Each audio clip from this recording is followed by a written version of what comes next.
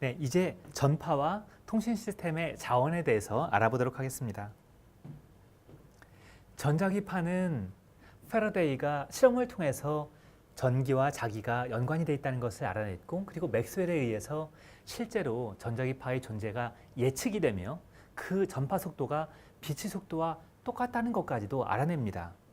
이렇게 전자기파는 전기와 자기의 상호작용에 의해서 계속 앞으로 전진하는 이러한 특징을 가지고 있고요. 헤르츠와 마르코니에 의해서 실증 그리고 실용성이 입증이 됐죠. 이러한 전자파는 주파수와 그리고 파장으로 우리가 그 특성을 볼 수 있습니다. 둘은 역수관계가 있어요. 그래서 C는 F람다로 이렇게 표현을 합니다. 이때 C는 3 곱하기 10의 8승 미터/세컨드에 해당되는 빛의 속도에 해당이 됩니다. 주파수가 이렇게 증가하는 축이고요. 주파수가 늘어나면 파장은 감소를 합니다. 그래서 이쪽이 아주 파장이 짧은 쪽에 해당이 됩니다. 중간에 우리 눈에 보이는 가시광선 있는데요. 여기에 해당되는 전자파는 우리 눈으로 볼 수가 있고 다른 쪽은 우리 눈으로는 볼 수가 없죠. 그렇지만 통신에서는 이 모든 것들을 다 이용할 수가 있습니다. 아주 긴 파장을 갖은 롱 라디오 웨이브가 있고요. 그리고 AM 라디오, FM 라디오가 이런 그 주파수를 사용하게 되고 그 위쪽으로 마이크로웨이브 전파가 있습니다. IR은 빨강색보다 안쪽에 있다고 해서 인프라레드, 적외선이라고 부르고요. 이쪽은 보라색보다 바깥쪽에 있다고 해서 ultraviolet, 자외선이라고 부릅니다. 그 주파수가 더 높아지면 우리 몸을 통과하는 엑스레이가 있고요. 아주 더 높은 쪽은 감마레이가 있습니다. 이러한 주파수 대역들을 이용해서 많은 통신을 하게 되는데요. AM 라디오는 보통 540에서 1600kHz 요를 사용합니다. 그리고 우리가 교통카드로 사용하는 RFID는 13.56MHz를 사용합니다. 이렇게 주파수가 서로 다르죠. 예를 들어서 내비게이션에 들어가는 GPS는 1.2GHz에서 1.6GHz 정도예요. 그리고 LTE, 우리 이동통신할 때는 1.8, 2.1GHz를 사용합니다. 업링크와 다운링크가 약간 다른데 나중에 이제 설명드리겠습니다. 그리고 블루투스나 와이파이가 사용되는 부분은 ISM 밴드라고 합니다. 이 ISM 밴드는 정부의 허가를 받지 않고 자유롭게 쓸 수 있는 밴드인데요. 인더스트리, 사이언스, 또 메디칼 분야에 사용되는 겁니다. 보통 2.4GHz고요. 또 와이파이는 5.8GHz ISM 밴드를 사용하기도 합니다. 여러분 듣는 라디오 FM은 88에서 108MHz. 위성통신은 중간에 공기라든가 특히 산소, 물들이 전파를 잘 흡수하지 않는 중간중간 대역이 있습니다. 거기를 나눠가지고 사용을 합니다. 이러한 전파는 여러 가지 특징을 가지고 있습니다. 물론 쭉 지나가는 어떤 전파의 특징이 있고요. 어디를 통과하는 추가적인 특성, 그리고 반사를 하고 굴절을 하게 되고요. 또 회절하게 되죠. 이렇게 슬릿 실험 여러분들 많이 봤을 겁니다. 그리고 간섭, 산란을 일으키죠. 이 전파는 또 입자의 성질도 가지고 있어서 직진을 하고 또한 에너지를 이렇게 전달하기도 합니다. 통신에 사용되는 이러한 주파수가 높아질수록 직진성이 좋아지고 회절은 줄어듭니다. 또 감쇄가 심해서 멀리 가지 못해요.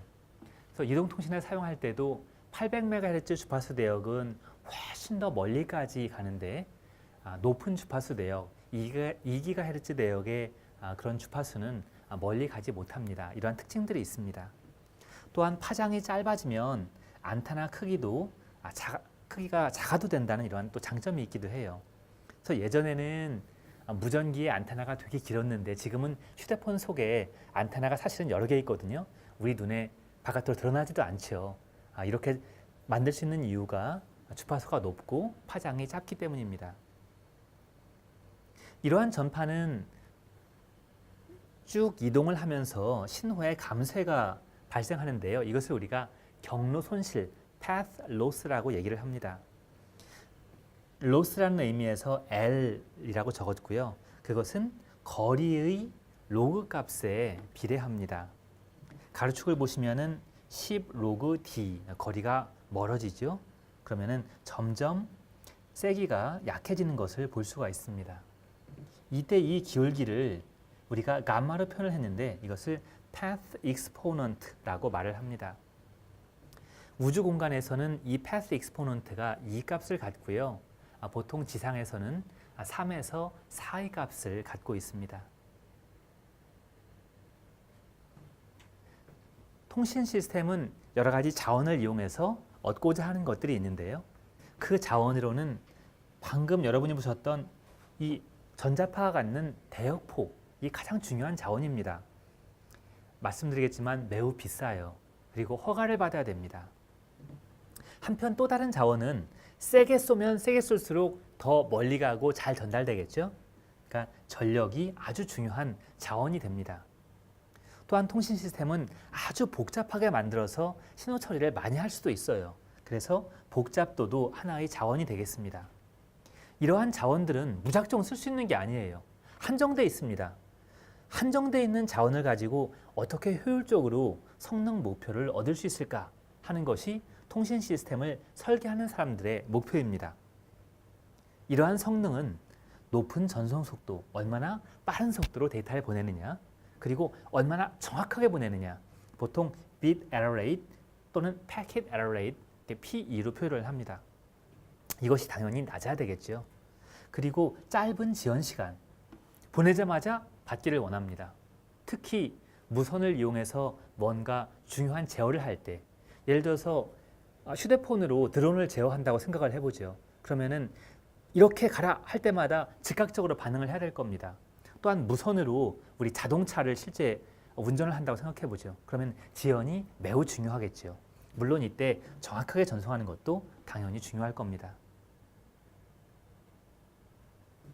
말씀드렸다시피 제한된 자원 중에 이러한 주파수 대역폭은 매우 비쌉니다. 이 사진은 예를 보여주는데요. 2016년에 있었던 주파수 대역 경매 결과를 보여주고 있습니다. 20MHz KT가 4,500억을 냈고요. 요 중에서 20MHz 얻는데 역시 요 중간에 있는 LG U+가 3,800억, SKT는 40MHz를 9,500억, 20MHz를 3,300억 정도를 냈습니다. 그래서 모두 합하면 총 100MHz 정도의 대역이 나오는데 이 가격이 무려 2조 1,100억 정도에 해당이 돼요. 그러니까 어떻게 하면은 이렇게 비싸게 산 주파수를 효율적으로 사용할까 당연히 고민을 하게 되겠죠. 참고로 2011년에는 1,700억, 1조 7천억, 2013년에는 2조 약 4천억 정도의 주파수 대역폭 그 사용료를 냈어야 했습니다. 또 하나의 리소스였던 송신 전력은 안타깝게도 우리가 충분한 파워가 있어도 전파 법규로 정해져 있습니다. 이 정도 이상으로는 더 이상 못 쏜다라는 게 법으로 정해져 있다는 거죠. 예를 들어서 무선랜 와이파이는 2.4GHz OFDM을 사용하는 경우에 100mW, 20dBm밖에 사용을 못합니다. LTE 기지국은 10MHz 대역에서 56dBm 이상으로 쏠 수가 없어요. LTE 단말은 또 이것보다 더 적습니다. 이렇게 더 쏘고 싶어도 더 쏘지 못해요. 또 한편으로는 더 많이 전력을 이용해서 쏘게 되면 배터리가 일찍 답니다. 이러한 문제들이 있습니다. 이제 요약을 해보자면 통신 시스템이라는 것은 신호나 정보를 다른 곳에 전달해주는 장치입니다. 통신 시스템은 어떻게 구성이 된다고 그랬죠? 송신기, 수신기로 구성이 되고 그 중간에 채널이 있습니다. 대부분의 현대 통신 시스템은 빛을 포함한 전자기파의 성질을 이용하게 되고 이러한 전자기파의 발견이 있기까지 수많은 사람들이 공헌했습니다. 기본적인 통신 자원은 주파수와 전력이었고 이외에 시스템의 복잡도가 있었습니다. 여러분이 뭔가를 배우는 가장 기본적인 그 방법은 궁금해야 하는 것입니다. 우선 호기심을 갖는 것이 첫 번째고요.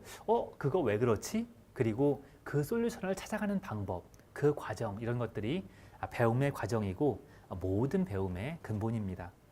앞으로 나머지 주차도 여러분과 함께 이러한 여정을 함께 해보도록 노력하겠습니다. 감사합니다.